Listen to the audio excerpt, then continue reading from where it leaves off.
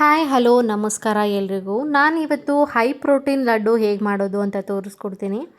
ಇದನ್ನು ತಿನ್ನೋದ್ರಿಂದ ಆರೋಗ್ಯಕ್ಕೆ ತುಂಬಾ ಬೆನಿಫಿಟ್ಸ್ ಇದೆ. ಇದನ್ನು ಯಾವ ಏಜ್ನವರು ಕೂಡ ತಿನ್ಬೋದು.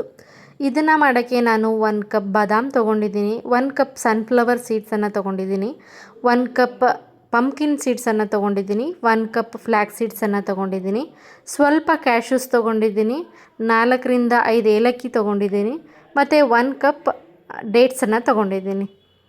ಡೇಟ್ಸನ್ನು ಯೂಸ್ ಮಾಡೋದ್ರಿಂದ ಸ್ವೀಟ್ನೆಸ್ಗೋಸ್ಕರ ಯೂಸ್ ಮಾಡ್ತೀವಿ, ಬೆಲ್ಲ ಮತ್ತು ಸಕ್ಕರೆನ ಯೂಸ್ ಮಾಡದೇ ಇರೋದ್ರಿಂದ ಡೇಟ್ಸನ್ನು ಯೂಸ್ ಮಾಡಿದ್ದೀನಿ.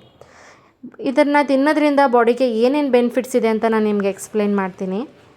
ಇದರಲ್ಲಿ ನಾವು ಬಾದಾಮನ್ನ ಯೂಸ್ ಮಾಡಿದ್ದೀವಿ. ಬಾದಾಮ್ ತಿನ್ನೋದ್ರಿಂದ ಬೋನ್ಸ್ ಮತ್ತು ಇಮ್ಯುನಿಟಿಗೆ ತುಂಬಾ ಸಪೋರ್ಟ್ ಮಾಡುತ್ತೆ, ಮೆದುಳಿನ ಶಕ್ತಿಗೆ ತುಂಬಾ ಒಳ್ಳೆಯದು.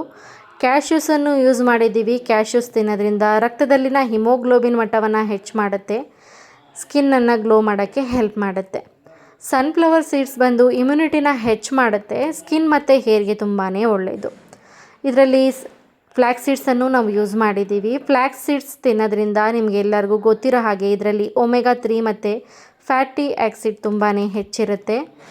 ಇದು ಜೀರ್ಣಕ್ರಿಯೆಗೆ ತುಂಬಾ ಒಳ್ಳೆಯದು, ಬ್ಯಾಡ್ ಕೊಲೆಸ್ಟ್ರಾಲ್ನ ಕಡಿಮೆ ಮಾಡುತ್ತೆ. ಇದರಲ್ಲಿ ಪಂಪ್ಕಿನ್ ಸೀಡ್ಸನ್ನು ಯೂಸ್ ಮಾಡಿರೋದ್ರಿಂದ ಅದು ಹೃದಯದ ಆರೋಗ್ಯಕ್ಕೂ ತುಂಬಾ ಒಳ್ಳೆಯದು, ನಿದ್ರೆಯನ್ನು ಕೂಡ ಹೆಚ್ಚು ಮಾಡುತ್ತೆ. ಡೇಟ್ಸನ್ನು ಯೂಸ್ ಮಾಡಿದ್ದೀವಿ. ಇದರಲ್ಲಿ ಐರನ್ ಮತ್ತು ಫೈಬರ್ ಕಂಟೆಂಟ್ ಹೆಚ್ಚಿರೋದ್ರಿಂದ ನಮ್ಮ ಬಾಡಿಗೆ ಇನ್ಸ್ಟೆಂಟ್ ಎನರ್ಜಿನ ಕೊಡುತ್ತೆ. ನಾನು ಇಲ್ಲಿ ಡೇಟ್ಸನ್ನು ಸ್ವಲ್ಪ ಒಂದು ಬಾಣಲೆಗೆ ತುಪ್ಪ ಹಾಕಿ ತುಪ್ಪದಲ್ಲಿ ಹುರ್ಕೊಂಡಿದ್ದೀನಿ. ಈ ಥರ ಹುರ್ಕೊಳ್ಳೋದ್ರಿಂದ ಡೇಟ್ಸ್ ಏನಾಗುತ್ತೆ, ಸ್ವಲ್ಪ ಮೆತ್ತಗಾಗುತ್ತೆ. ಅದಾದ ನಂತರ ನಾನು ಒಂದು ಜಾರ್ಗೆ ಟ್ರಾನ್ಸ್ಫರ್ ಮಾಡಿ ಮಿಕ್ಸಿಯಲ್ಲಿ ಹಾಕಿ ರುಬ್ಕೊಂಡಿದ್ದೀನಿ. ಆ ಥರ ರುಬ್ಕೊಳ್ಳೋದ್ರಿಂದ ಡೇಟ್ಸ್ ಬಂದು ಇನ್ನೂ ಸ್ವಲ್ಪ ಸಾಫ್ಟ್ ಆಗುತ್ತೆ.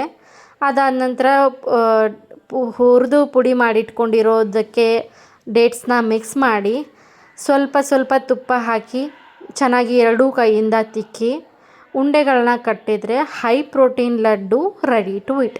ಒಂದು ಸತಿ ಟ್ರೈ ಮಾಡಿ, ಹೇಗಿತ್ತು ಅಂತ ಕಮೆಂಟ್ ಬಾಕ್ಸಲ್ಲಿ ಕಮೆಂಟ್ ಮಾಡಿ. Thank you for watching. Video ಇಷ್ಟ ಆದರೆ ಲೈಕ್, ಶೇರ್, ಕಮೆಂಟ್ ಮಾಡಿ, ಹಾಗೆ ಸಬ್ಸ್ಕ್ರೈಬ್ ಕೂಡ ಮಾಡಿ. Thank you.